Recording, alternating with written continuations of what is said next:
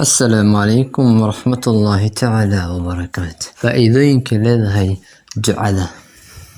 Wuxuu ahaa nin dhakhtar.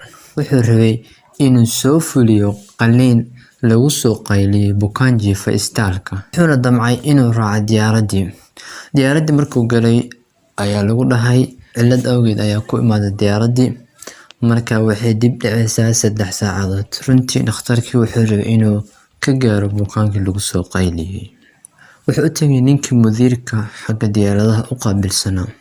Wuxuu dhahay aniga meel baan u dhaqsanayaa bukaan ayaa ii jiifa markaa bal wax ii samee si aan meesha ku tago. Ninkii mudiirka wuxuu dhahay runtii aniga waxa ma sameyn kari balse waxaan ku dhihi lahaa waxa qaadataa baabuur qaado si aan meesha aad dhaqso u gaartid.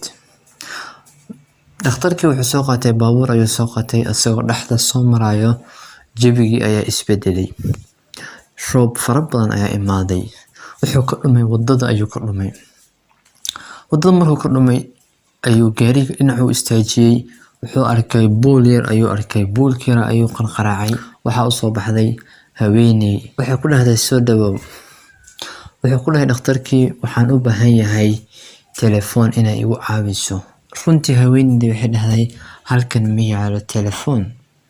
Meesha dhan waa light la'aan. balse waxaan kugu soo dhaweynayaa cunto iyo sharaab. Runtii dhakhtarkii wuu la yaabay haweeneyda si u soo dhaweysay quruxda badan. Wala sheekaystay waxay ku dhahday aniga keligay ayaa meesha degan. Waxa ii jooga wiil yar oo ayay aan u ahay. Runtii wiilka aad buu iga xanuunsan yahay. Ilaahay subxaanahu wa ta'aala ayaan gacmaha u taagay waayo aniga keligay ayaan guriga joogaa. wiilkii wax istaal eegina ma laha maadaama aniga curyaan aan yahay.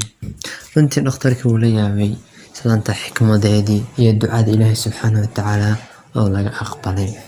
Dhakhtarkii wiilkii ayuu qaaday wuu soo daawiyay wuxuu ku soo celiyay guriga ayuu ku soo celiyay. Runtii haweeney iyadoo faraxsan ayay u sii duceysay dhakhtarkii.